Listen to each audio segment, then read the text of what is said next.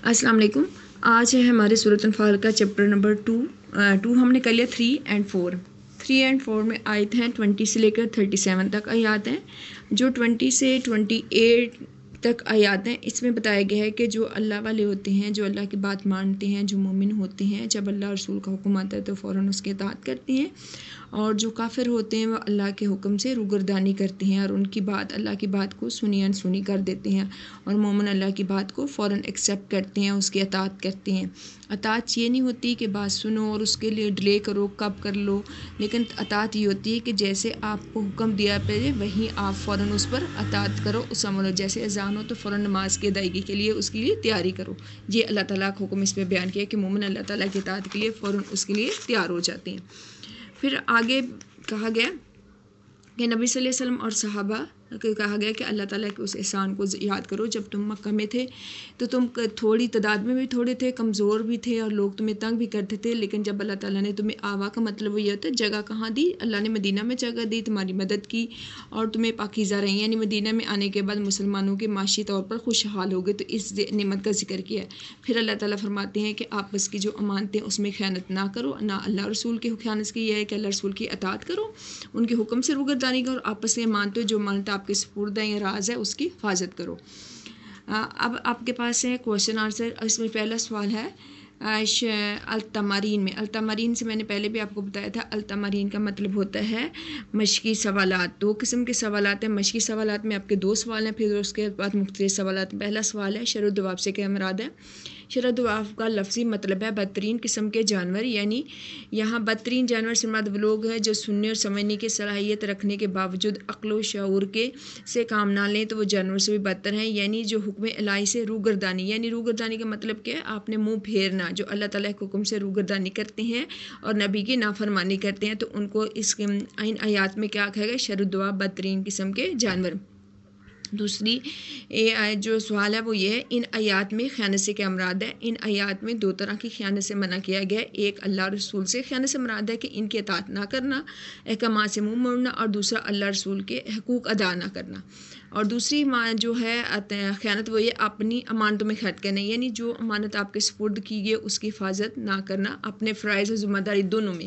ٹھیک ہے، اپنے فرائض کو اچھے طریقے سے ادا کرنا، یا کوئی چیز آپ کے پاس رکھی ہے اور آپ اس کی حفاظت نہ کرو، اس کو صحیح سلامت واپس نہ لوٹانا. اس کے بعد ہے درجہ ذیل عبارات کا مفہوم بیان کریں، یعنی اس آیت کا کیا مطلب ہے، اس سے کیا حکم دیا گیا ہے. وَلَا تَكُونُوا كَالَّذِينَ قَالُوا سَمِعْنَا وَهُمْ لَا يَسْمَعُونَ، اور ان لوگوں جیسے نہ ہونا جو کہتے ہیں ہم نے حکم الہی سن لیا مگر حقیقت میں نہیں سنتے. اس آیت میں منافقین کو حکم دیا گیا ہے کہ وہ یہودیوں کی طرح نہ ہو جائیں. یہودیوں کا طرز عمل تھا کہ وہ اپنے نبی سے کہتے تھے ہم نے آپ کی بات سن لی، یعنی ہم آپ کے اطاعت و فرما برداری کریں گے، حالانکہ وہ ہمیشہ نبی کی نافرمانی کرتے تھے. اس کا مطلب یہ ہے کہ وہ نبی کی بات سنتے ہی نہ تھے. اِنَّ شَرَّ الدَّوَابِ عِندَ اللَّهِ الصُّمُّ البکم الذین لا یعقلون. بے شک کچھ شک نہیں کہ اللہ کے نزدیک تمام جانداروں سے بدتر بہرے اور گونگے ہیں جو کچھ نہیں سمجھتے. اس آیت میں اللہ تعالیٰ نے بیان کیا ہے جو لوگ سننے اور بولنے کی صلاحیت کا درست استعمال نہیں کرتے وہ تمام جانداروں میں سے سب سے بدتر ہیں. یہاں وہ لوگ مراد ہیں نہ حق بات کرتے ہیں، نہ حق بات سنتے ہیں، اور اللہ کی عطا کردہ عقل و شعور کو، صلاحیتوں کو صحیح طریقے سے استعمال نہیں کرتے. ایسے لوگوں کو بدتر جانور کہا گیا. وَاعْلَمُوا أَنَّ اللَّهَ يَحُولُ بَيْنَ الْمَرْءِ وَقَلْبِهِ. جان رکھو کہ اللہ آدمی اور اس کے دل کے درمیان حائل ہے، یعنی اللہ تعالیٰ آدمی اور اس کے دل کے درمیان یوں حائل ہے کہ انسان کا ہدایت کے راستے سے بھٹک جانا اور نیکیوں سے منہ موڑ لینا. انسان کے دل میں ایسی طاقت ہوتی ہے کہ جو اسے اچھائی یا برائی کی طرف مائل کرتی ہے. اگر انسان نیکی سے مسلسل منہ موڑے رکھے تو پھر کبھی اس کا دل نہ ہدایت حاصل کرتا ہے نہ نیکی کی طرف مائل ہوتا ہے. اس کا مطلب ہے اللہ تعالیٰ پھر کبھی اس شخص کو نیکی کی توفیق نہیں دیتے. آگے وَاتَّقُوا اللَّهَ فِتْنَةً لَا تُصِيبَنَّ الَّذِينَ ظَلَمُوا مِنكُمْ خَاصَّةً. اس فتنے سے ڈرو جو خصوصیت کے ساتھ انہی لوگوں پر واقع نہیں ہوگا جو تم میں سے گناہ گار ہیں. یعنی یہ اس فتنے سے لازمی نہیں کہ اس فتنے کا شکار صرف کافر ہوں، اس میں مسلمان بھی شامل ہو سکتے ہیں اور گناہ گار مسلمان جو اس کی زد میں بھی آ سکتے ہیں، اور اپنی قوم کے حالات سے بے فکر نہ رہیں. اس لیے لوگوں کو نیکی کی طرف حکم دیں اور برائیوں سے انہیں روکنے کی کوشش کریں. آگے وَاعْلَمُوا إِنَّمَا أَمْوَالُكُمْ وَأَوْلَادُكُمْ فِتْنَةٌ وَأَنَّ اللَّهَ عِندَهُ أَجْرٌ عَظِيمٌ. یہ جو فتنے والا ہے نا، یہ مفہوم دیا ہی آپ کا سوال بھی بن سکتا ہے کہ مال اولاد کو کیوں فتنہ قرار دیا گیا ہے. جان رکھو کہ تمہارے مال اور اولاد بڑی آزمائش ہے، اور یہ کہ اللہ کے پاس نیکیوں کا بڑا ثواب ہے۔ مال اولاد ایسی چیزیں ہیں جن سے انسان بہت محبت رکھتا ہے، اور بعض کا انسان اولاد کی محبت میں گرفتار ہو کر ناجائز حلال حرام کی تمیز نہیں کرتا، تو اس لیے کہا گیا کہ اگر انسان اولاد کی محبت میں یا مال کی محبت میں اللہ کے حکم احکامات کی نافرمانی کرتا ہے یا ان سے منہ موڑتا ہے تو وہ اولاد اور مال اس کے لیے فتنہ ہے۔ اگر وہ اللہ کے احکامات کے مطابق عمل کرتا ہے تو وہ اولاد اس کے لیے صدقہ جاری ہے۔ آگے ہیں معروضی سوالات۔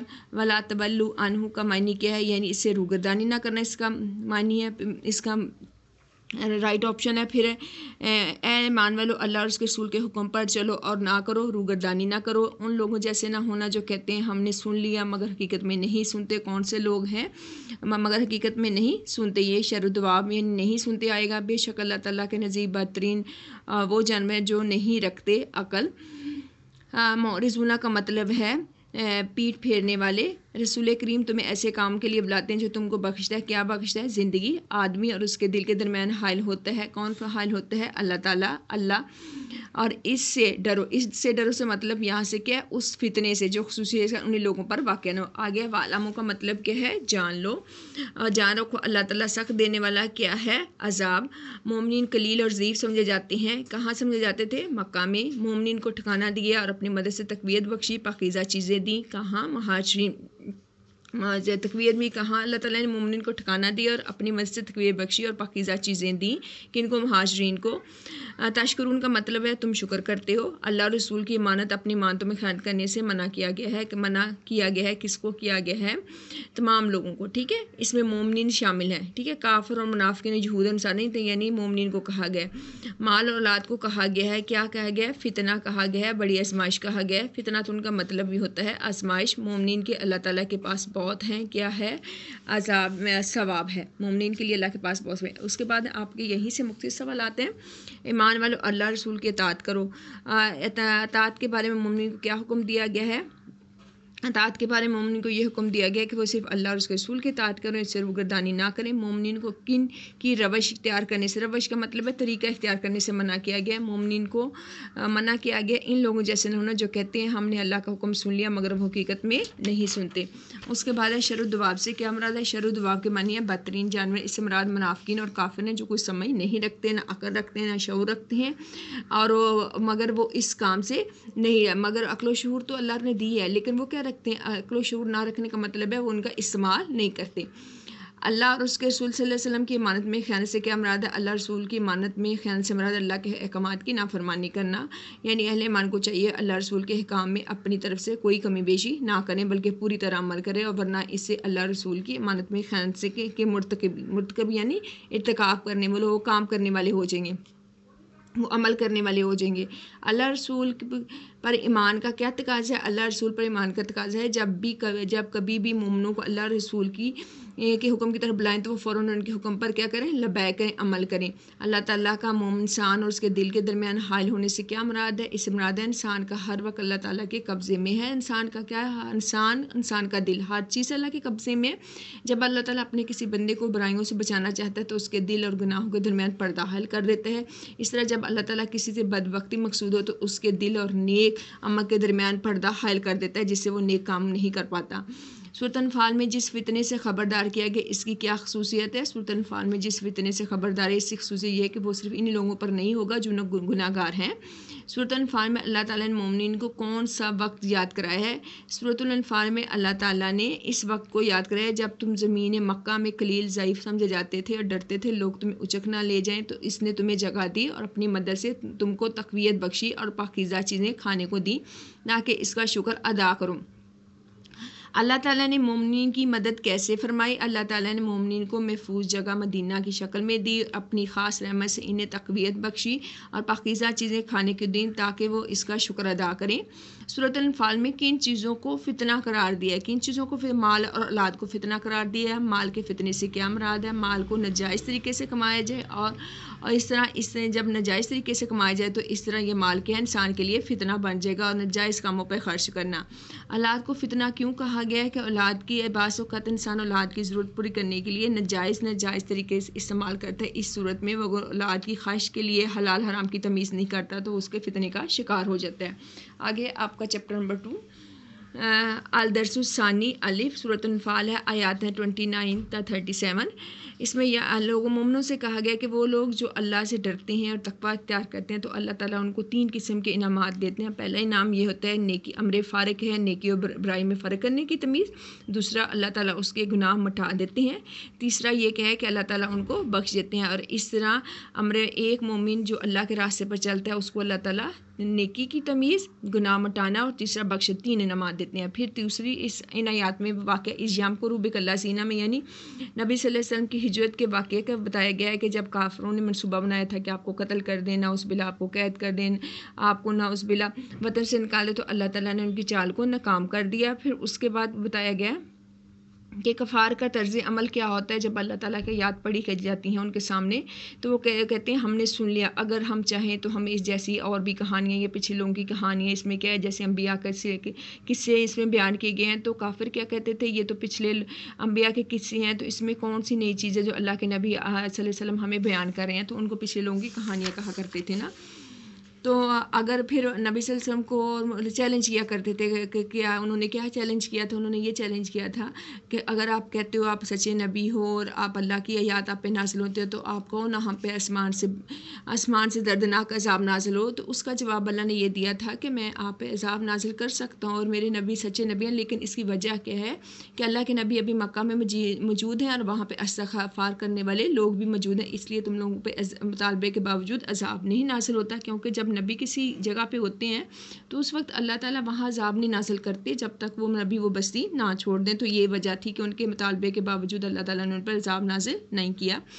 پھر وہ کہتے تھے کہ ہم تو اللہ کے زیادہ قریب ہیں، نبی صلی اللہ علیہ وسلم میں ہم خانہ کعبہ کے متولی ہیں، اس کے رکھوالے ہیں۔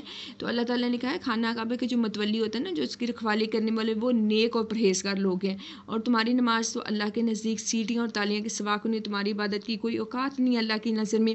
اللہ کی نظر میں اس عبادت کی حیثیت ہے جو نبی صلی اللہ علیہ وسلم یا کسی نبی پہ نازل ہو، جس کو اللہ نے نازل کیا۔ جو لوگوں نے خود من گھڑت عبادت اختیار کی ہے یا بتوں کی پوجا کرنا ہے، وہاں پہ خانہ کعبہ میں لوگوں نے بت رکھے ہوئے تھے، تو اللہ تعالیٰ کے نزدیک ان کی بت نہیں تھے اور نہ وہ خانہ کعبہ کے متولی تھے۔ اصل متولی کون تھے؟ مسلمان۔ پھر اللہ تعالیٰ کہہ رہے ہیں کہ یہ لوگ جو ایک دوسرے کی مدد کرتے ہیں، مال جمع کرتے ہیں کہ کافروں کی مدد کرنے کے لیے، تو ان کی یہ مدد قیامت کے دن کے لیے حسرت ہوگی۔ وہ اس طرح کہ جب جو ابھی گناہ میں ایک دوسرے کے مددگار بنے ہیں، تو اللہ تعالیٰ آخرت میں ان سب کو جہنم میں اکٹھا کرے گا، پھر پتہ چلے گا ان کی مدد کیسی ہے، ٹھیک ہے۔ اس کے بعد ہے آپ کا اسی ایکسرسائز کا سوال نمبر 1 ہے، تقویٰ کیا ہوتا ہے؟ اس سبق میں تقوی کے کیا انعامات بیان کیے ہیں۔ تقوی کے جو معنی ہے نا، وہ آپ کے پرنٹنگ فارم میں نہیں، میں نے ہینڈ ریٹن لکھے میں۔ تقوی کے معنی ہے ڈرنا، یعنی اللہ کے خوف اور محبت، یعنی اللہ کا ڈر بھی ہوگا اور اللہ سے محبت کی وجہ سے اپنے آپ کو گناہوں سے بچانا۔ اللہ تعالیٰ کے تقوی اختیار کرنے والوں کو کیا کرتے ہیں؟ کیا کرنے والے 3 انعامات ہیں، ان کے گناہ کیا کرتے ہیں؟ اللہ مٹا دیتے ہیں، ان کی بخشش فرماتے ہیں، ان کے حق سے بڑھ کر ان پر فضل فرما دیتے ہیں۔ ممتاز کر دینے کا مطلب یہ تقوی اختیار ہے، ممتاز اللہ نیکی اور برائی میں تمیز کرنے کا اللہ تعالیٰ قوت دے دیتے ہیں نا۔ ممتاز کا معنی یہ ہوتا ہے فرق کرنے والا۔ دوسرا وہی سوال اس یام کو روبک اللہ سینہ کافر میں کس واقعے کی طرف اشارہ ہے؟ وہ میں نے آپ کو ان آیات کی تشریح میں بتایا کہ نبی صلی اللہ علیہ وسلم کی ہجرت کے بارے میں بتایا گیا ہے، یعنی اے نبی صلی اللہ علیہ وسلم اس وقت کو یاد کرو جب کفار لوگ آپ کے بارے میں چال چل رہے تھے، اور ان الفاظ میں ہجرت مدینہ سے قبل آپ کے خلاف کفار کی سازش کا ذکر ہے جو انہوں نے دعوت اسلام کو روکنے کی نبی صلی اللہ علیہ وسلم کے خلاف کی تھی۔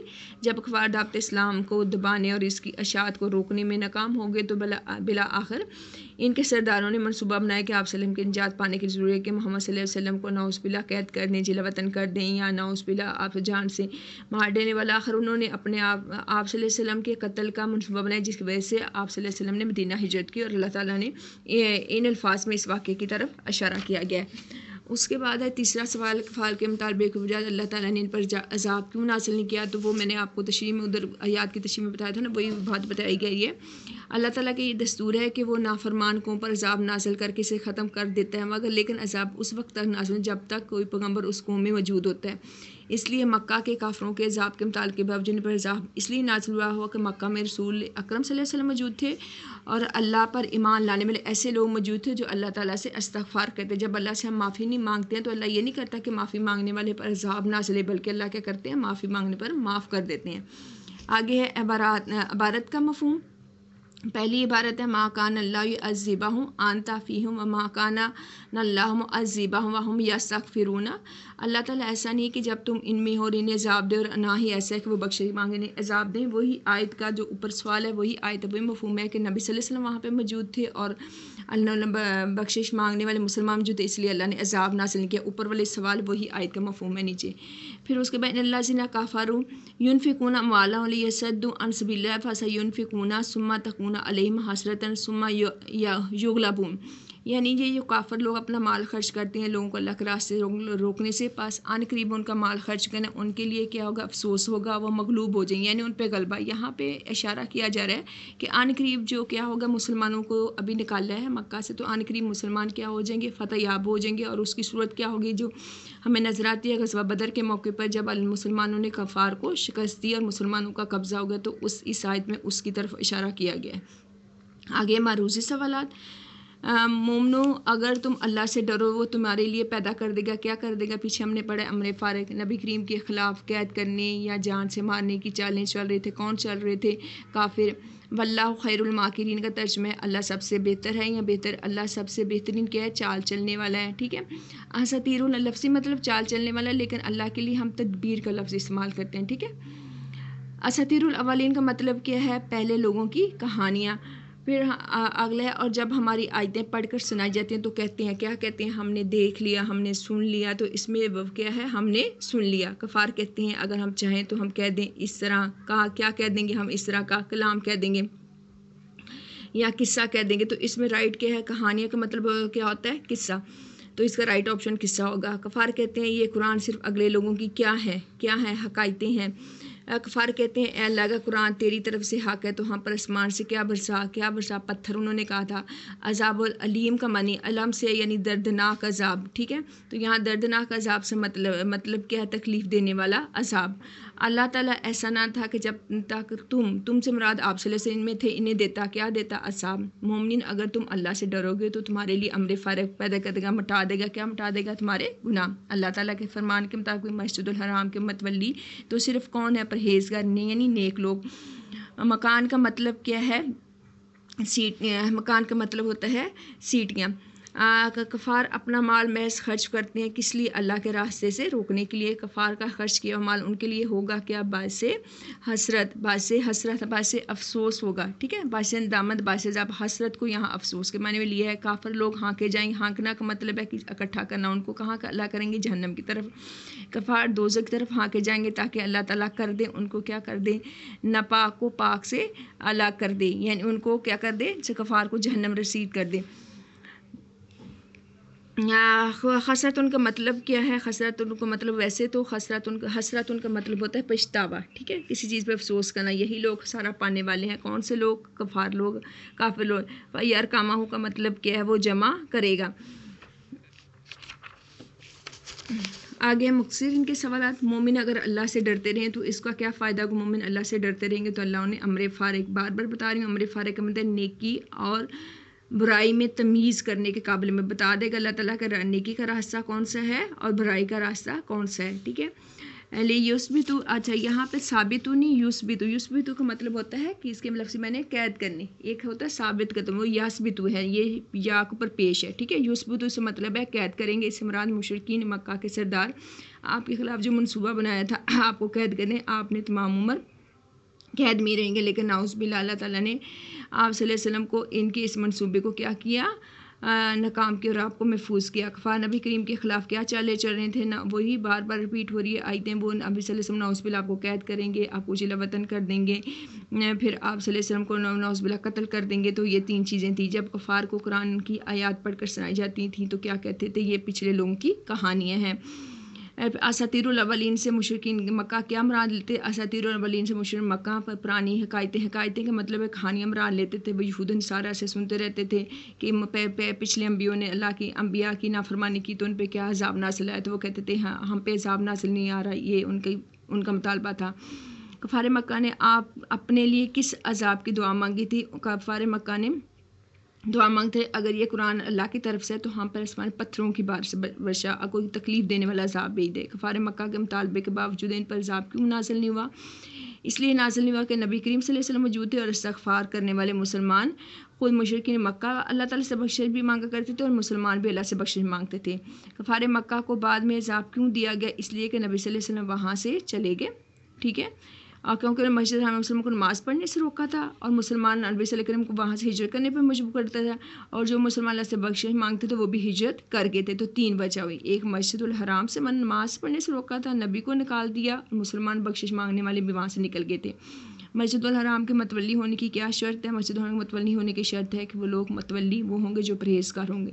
جزاک اللہ. السلام علیکم. آپ کے 4 چیپٹر کمپلیٹ ہو گئے.